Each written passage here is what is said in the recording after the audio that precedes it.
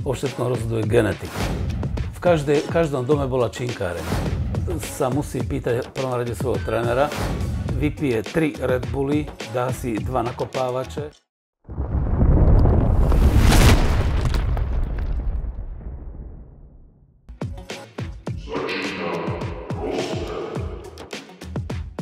Takže teda ten najobľúbenejší cvik. Tlak vlahu. Podľa vás najlepší kulturista histórie? To je veľmi ľahká otázka, ťažká odpoveď. Keď keď to zoberiem z takého celkového globálneho hľadiska, tak určite Arnold Schwarzenegger, kvôli tomu, že bol niekoľkonásobný mistr Olympia.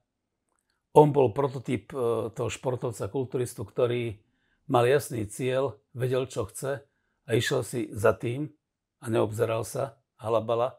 Okrem toho bol veľmi úspešný aj po skončení svojej kariéry, nielen ako herec, ako politik, ako všeobecne známa spoločenská osobnosť. Super. Tréning ráno alebo večer? Komu ako vyhovuje. Ja hovorím, že všetko sa odvíja od genetiky. Stavba tela, možnosti športové, nielen kulturistika, ale všetkého. O všetkom rozhoduje genetika. Tam to nepustí. Ako mu vyhovuje napríklad, že je hore do polnoci, pozerá telku a spí do 10:00 a voľako mu vyhovuje, že ide spať večer o 10:00 a stáva ráno o 5:00. A cvičiť ráno. Pre mňa osobne, to je asi zlá odpoveď, je cvičiť jednoduchšie ráno, lebo potom mám celý deň čas na všetko ostatné. Kedy som cvičil aj po obede, bolo mi to jedno. Ale každý si musí vybrať ten svoj časový priestor podľa toho, že či je to študent, alebo či niekde ten človek pracuje, ako pracuje, čo pracuje, alebo aký má vek. Teraz v mojom veku, už ako dôchodca, mi je lepšie cvičiť ráno, lebo už po obede, ako som kedy trénoval, že čo viem, o 5:00, o 6:00, to už by sa mi nechcelo. Super. Činky alebo stroje? No, činky. Činky a potom je vhodné, keď sú doplnené strojmi, lebo všetko je ten základ a histórie, že kedy čo boli nejaké stroje.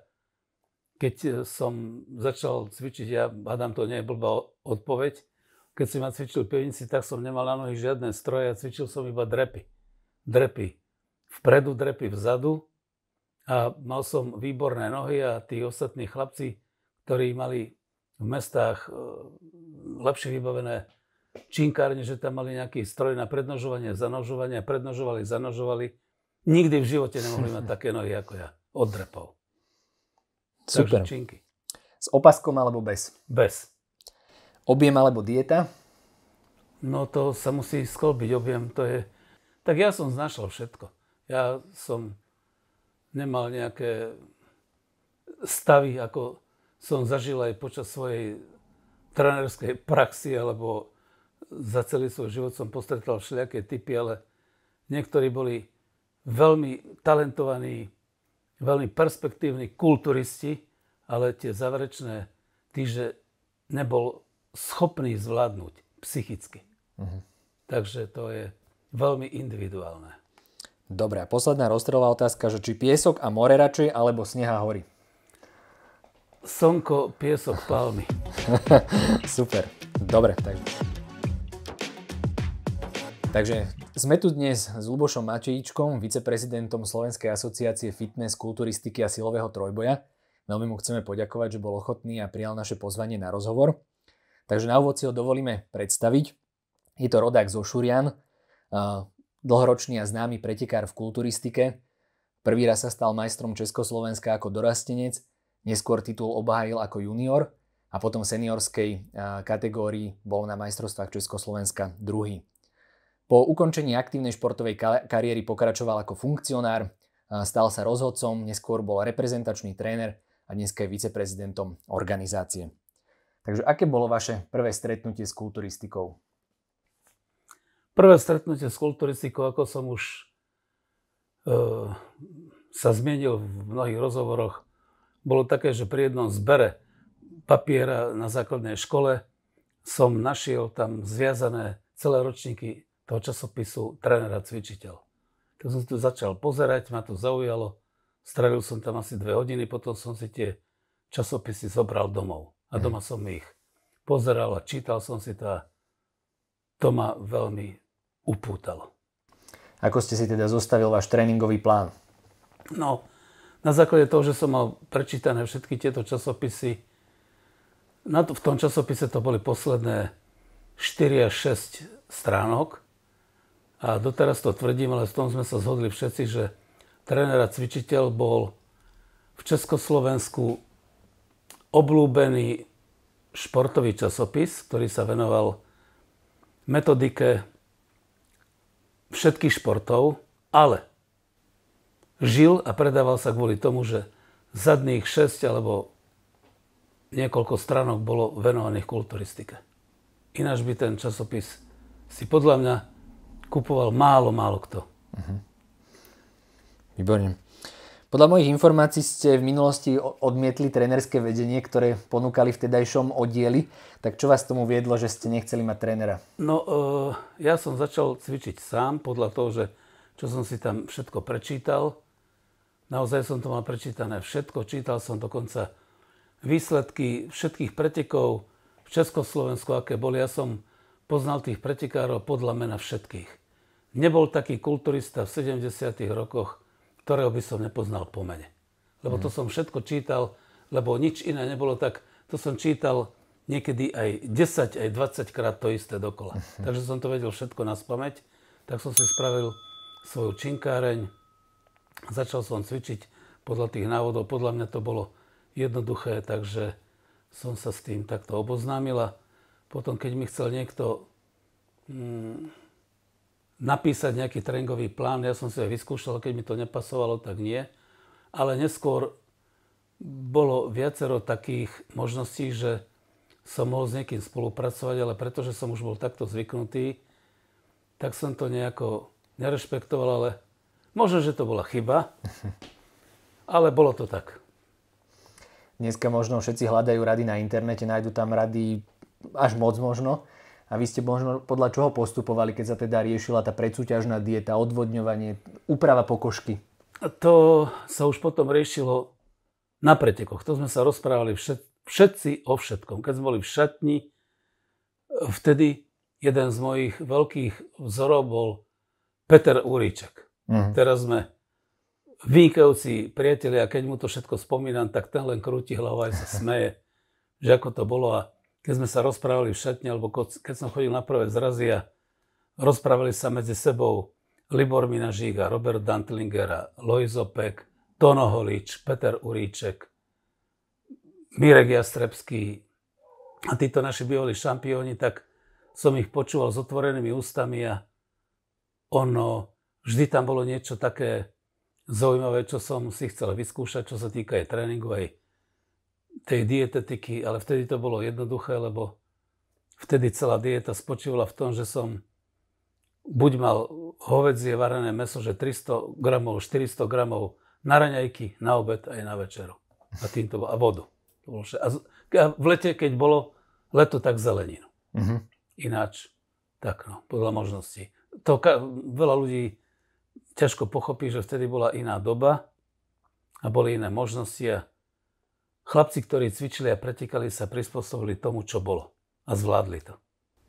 Čiže hovoríte, že tí pretekári alebo tá komunita kulturistov bola taká zdieľná, že si vymieniala tie informácie? Tak myslím si, že ono je to aj teraz. Aj teraz tí chlapci, ale aj dievčatá, hlavne chlapci, že sú takí podružní, oni sa rozprávajú o tom. Aj vtedy si tak sa vymieniali skúsenosti. Bola o tom reč a bolo to také všeobecne prospešné. Potom ste prešli na vysokú školu do Bratislavy a počul som, že vás lanári Ludomajor do oddielu Sokol Vinohrady, čo bol legendárny oddiel v tom čase. Tak prečo ste odolali jeho ponuke? To je tiež jedna z tých vecí, ktoré možno, že aj neskôr som trochu oľutoval, že som bol až taký zahryznutý lokál patriot. Ale už je to raz tak, už na tom nič nezmením. S Ludomajorom potom sme sa stretávali veľmi často.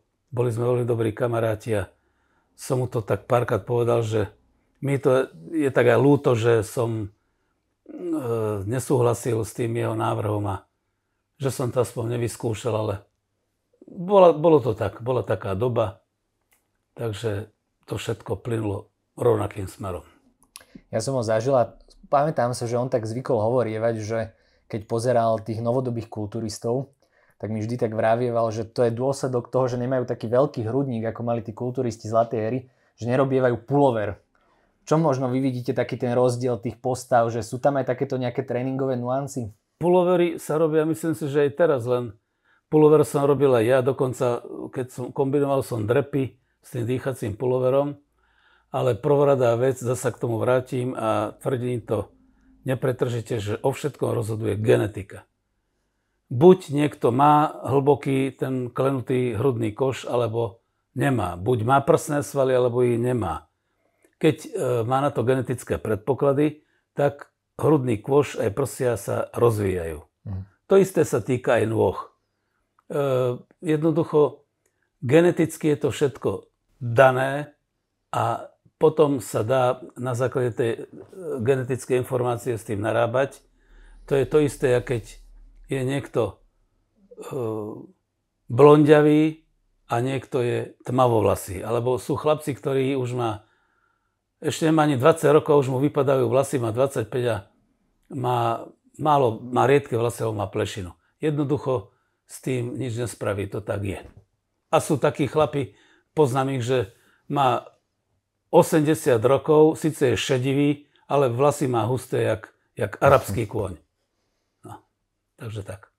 Na vašej postave ma zaujalo, že ste mali výborné hlboké brušné svalstvo a že ste mali relatívne silné nohy. Čomu to pripisujete? Je to tiež genetika, alebo ste mali nejaké dobré tréningové postupy? Tak asi je to aj časť genetiky, ale nohy, jak som spomínal, som cvičil iba drepy, lebo nič iné som nemohol. Tak som cvičil iba drepy. Drepy vpredu, drepy vzadu. A brucho to som cvičil vždy. Jednoducho, skoro na každom tréningu som brucho cvičil. Nikdy som ho nevynechával, ako niekto si to odkladal, že brucho cvičil, čo je mesiac pred súťažou, 2 mesiace. Takže ja som cvičil všetko. Možno prezrate, že čo mali tí kulturisti minulosti ako taký tajný trik na to brucho? Lebo dnes sa zase hovorí, že kto cvičí brucho, že sa mu rozširuje, alebo že treba nejaké sťahovacie opasky nosiť, že prečo mali tí chalani vtedy také úzke pásy? Ono tiež je to zase to isté, genetika. Buď niekto má široký pás alebo úzky pás, on sa dá aj zúžiť vhodným cvičením a vhodnou dietou, ale potom geneticky je dané aj to, že kto má ako uložené brušné svaly v tom brušnom lise. Voľakto sa vám môže zdať, že ich tam má nespočetné množstvo a voľakto má iba horné 2. Alebo voľakto nemá vôbec.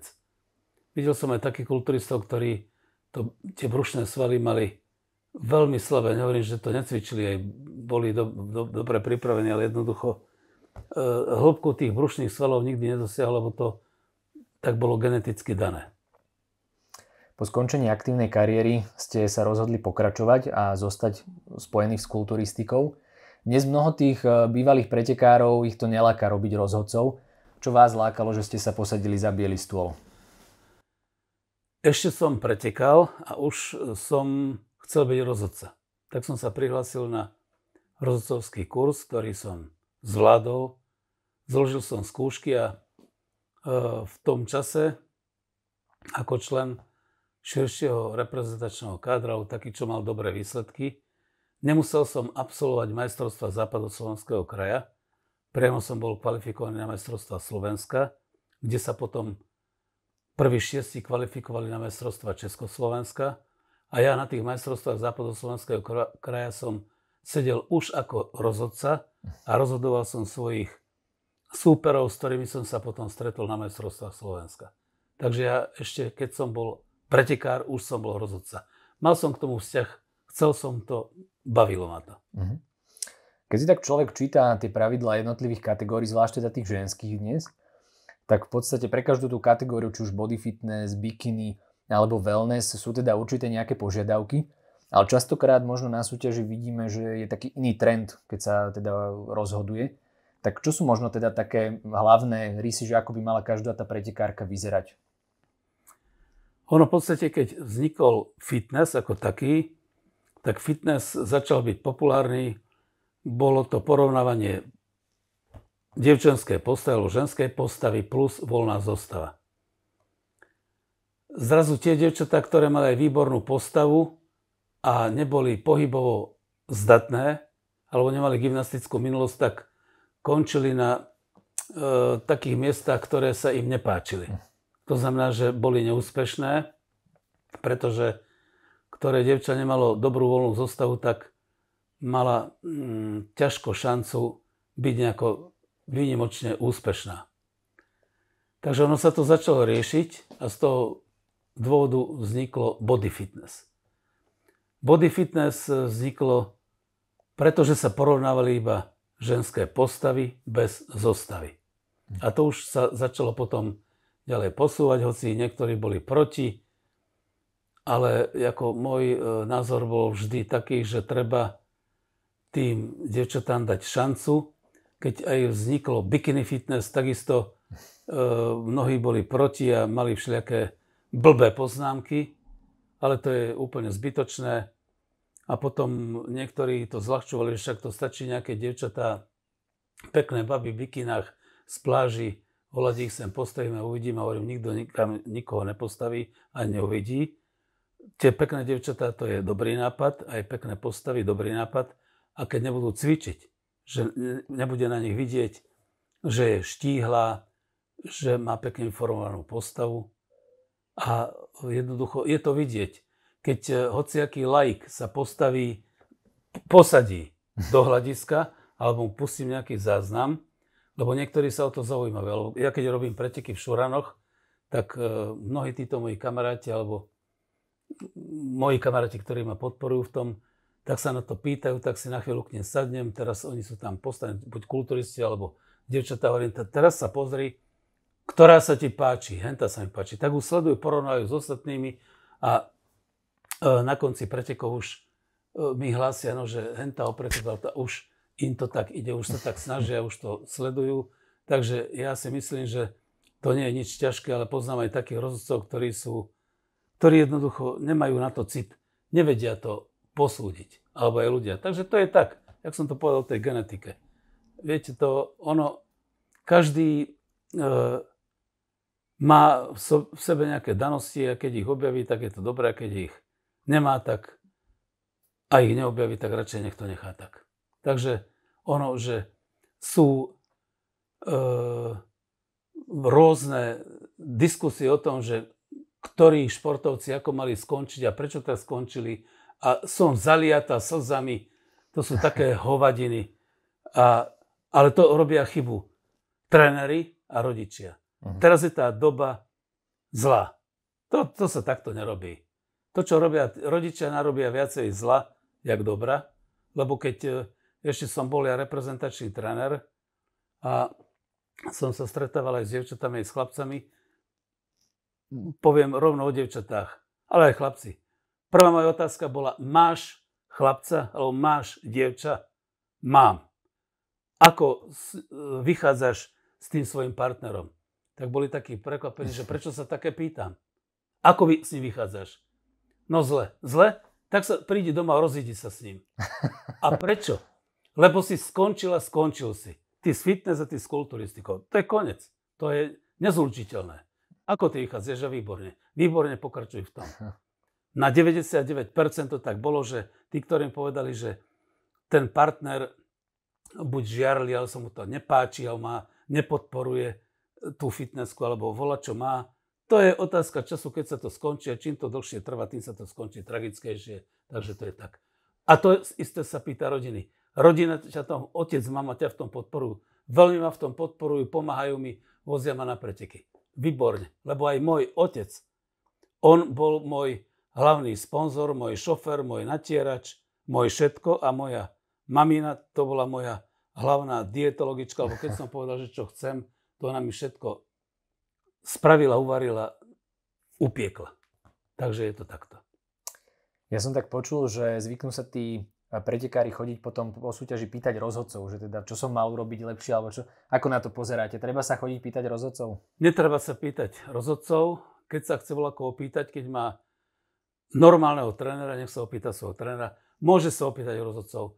Po pretekoch sa môže opýtať rozhodcu, ale by som povedal, že nie v hale, lebo rozhodca je tam na to, aby posúdil status quo, to znamená, že momentálny stav, aký je, lebo už zajtra alebo pozajtra tá forma môže byť iná. A pýtať sa rozhodcu, to je také zradné, pretože ten rozhodca môže mať svoj individuálny alebo taký názor, ktorý by sa mu nemusel páčiť a on sa musí pýtať v prvom rade svojho trénera, alebo sa môže opýtať, keď má nejakých kamarátov v hľadisku, že ako by to tak mohlo byť a musí v prvom rade si to pozrieť on sám a musí hľadať tie chyby sám v sebe. Nemôže on, jak som aj spomínal, že teraz, že a teda hlavne dievčatá, to je veľké špecifikum tie dievčatá, že plačú po pretekoch a potom vypisujú, jak ona skončila v potokoch slz, lebo medveď.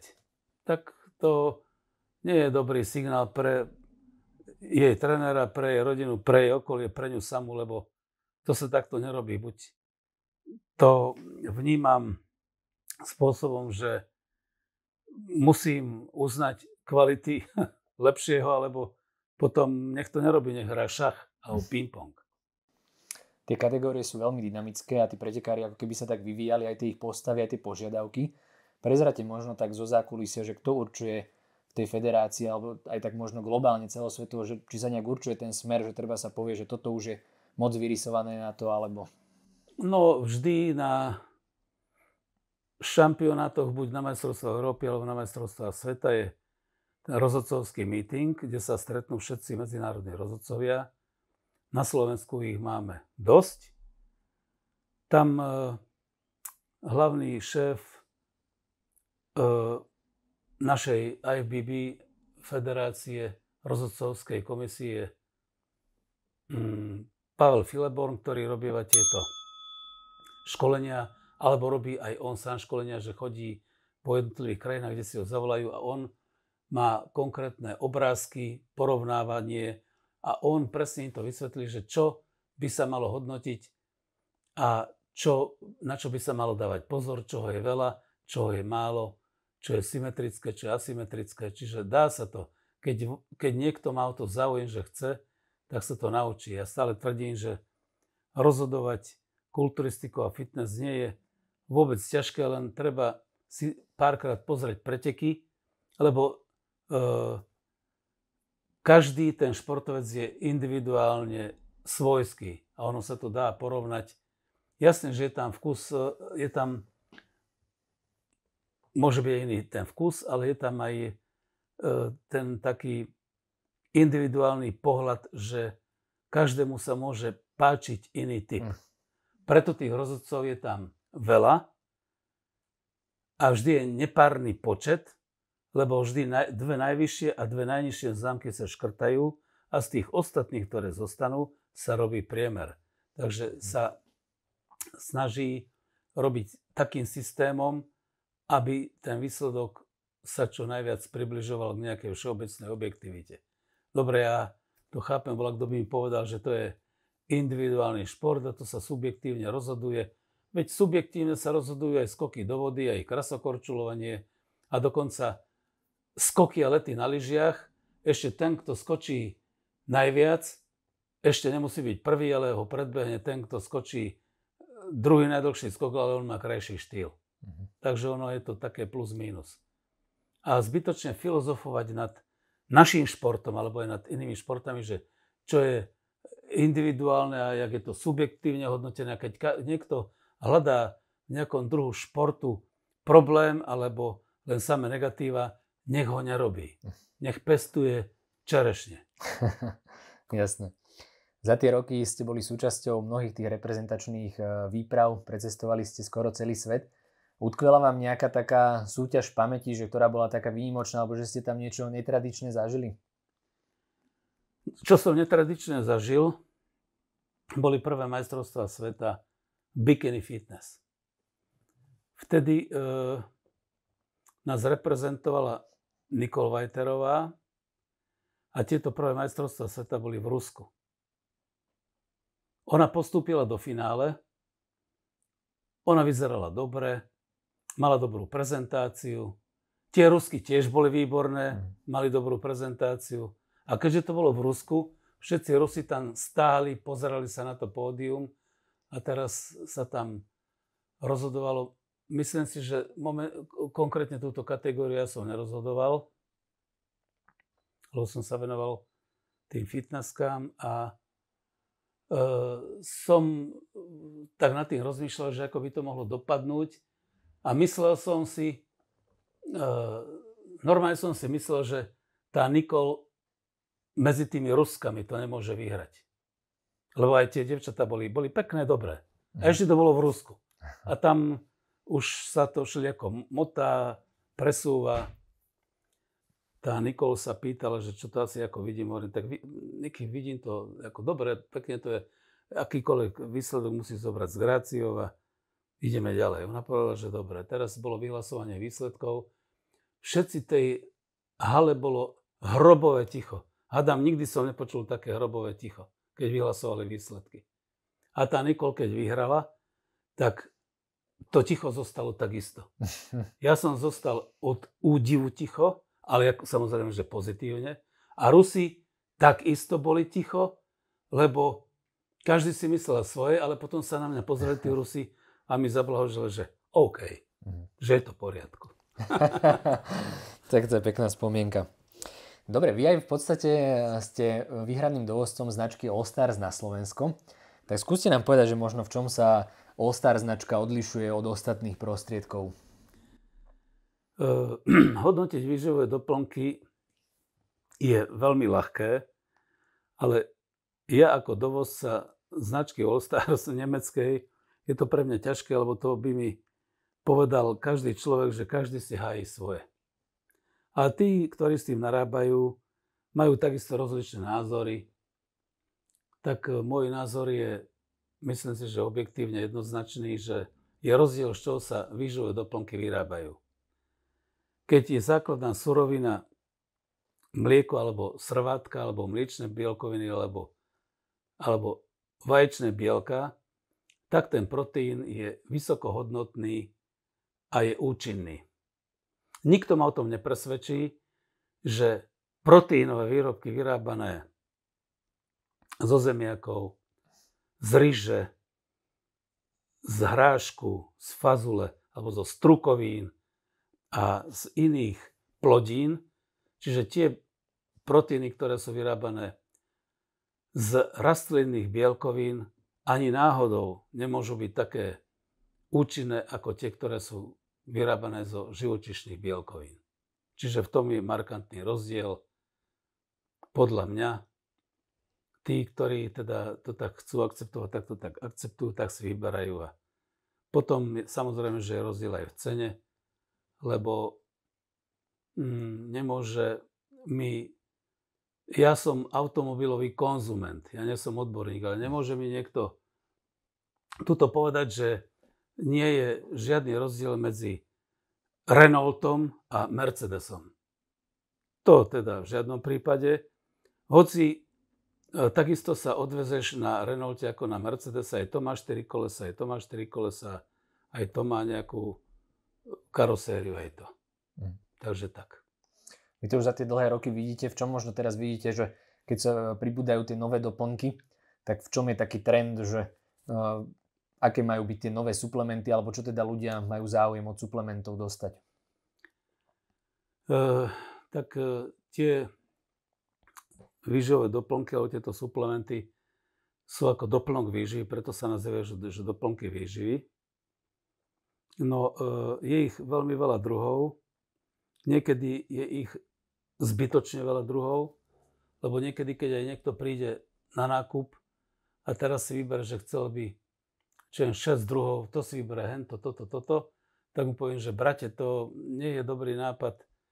Neber si toľko veľa toho, je to zbytočné. Není to dobre. Jednoducho, nechcem tu koktať a jemu potom to tak vysvetlil, on sa na mňa pozrie a povie, že šéfe, a vy čo tu vyprávate? Vy nechcete zarobiť? No však, braťo, ja chcem zarobiť. Ale nie, teraz ty si kúpiš tu 100 vecí, polovičku z toho ti vyjde na vnímuč a potom neprídeš. Kúp si 2 veci, čo ti poradím, maximálne 3 a prídeš znovu o mesiac alebo o 6 týždňov. A zase ti poradím. Môžeme to nejako zmeniť alebo niečo vymyslíme. To nie je dobre kombinovať 7 vecí zbytočne, lebo to sa potom bije 1/5 cez 9. Takže skúste povedať tak tie 3 základné doplnky výživy, ktoré by nemali kulturistovi fitnesske chýbať. No, to je všeobecne známe. V prvom rade sú to bielkoviny živočíšneho pôvodu, nie rastlinného. Potom sú to aminokyseliny. To sú 2 najdôležitejšie prvky. Bielkoviny a aminokyseliny. V podstate aminokyseliny sú tiež druh bielkovín. A potom tie ostatné, môže by to byť kreatín, iná forma aminokyselín v nejakej inej forme. A pre rozvoj svalovej hmoty alebo pre nejaký športový výkon najlepšie sú asi tieto 3. Bielkoviny, aminokyseliny a kreatín. Dneska hlavne tá mladá generácia sa spolieha na tie nakopávače. Vy ste možno zažili tú dobu, že vôbec takéto niečo nebolo, možno maximálne si dal niekto kávu pred tréningom. Tak ako sa nakopnúť pred tréningom, keď sa človeku nechce? Musí sa nakopnúť tak, že keď nemusí sa pozrieť do zrkadla, nech sa zamyslí, nech zavre oči na 3 sekundy a povie teda, že idem trénovať alebo nie.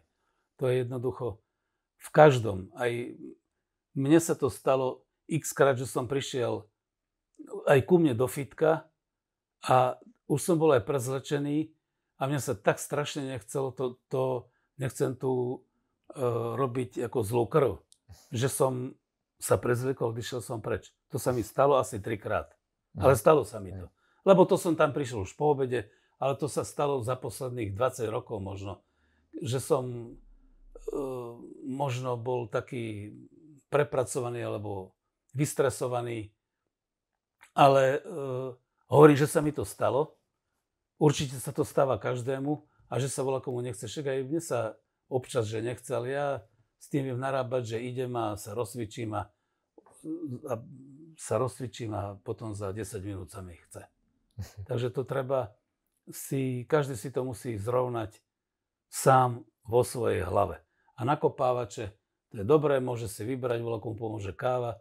Na mňa osobne káva nemá žiadne účinky. Kávu si dám len tak s kamarátmi, že poďme na kávičku, tak si dám kávičku len ako nápoj. Ja môžem ísť večer o 10. spať, dám si veľkú kávu a spím. Mne, žiaľ Bohu, kofeín nejako nepomáha. Čo závidím ostatným, ktorým pomáha. No a tie nakopávače sú rôzneho druhu. Tak nech si to každý vyskúša, že aký.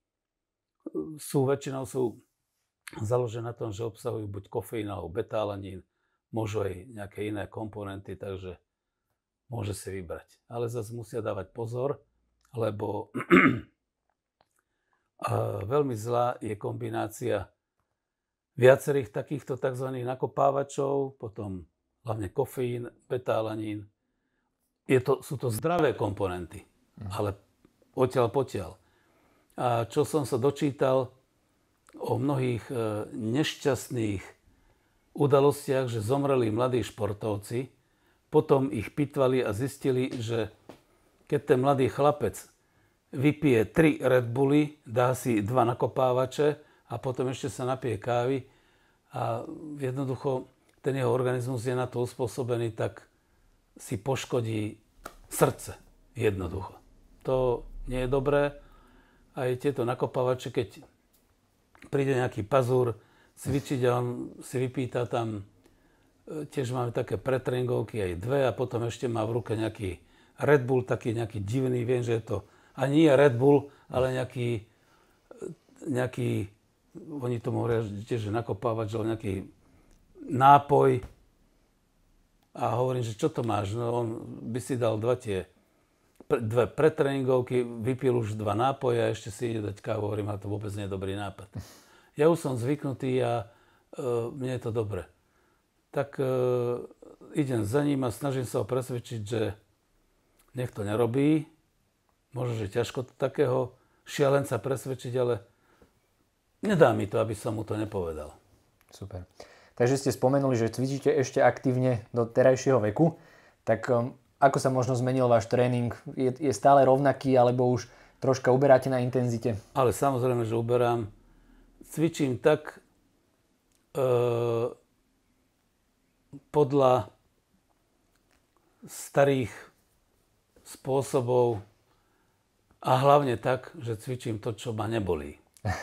Čo ma nebolí, čo mi nejako nevadí.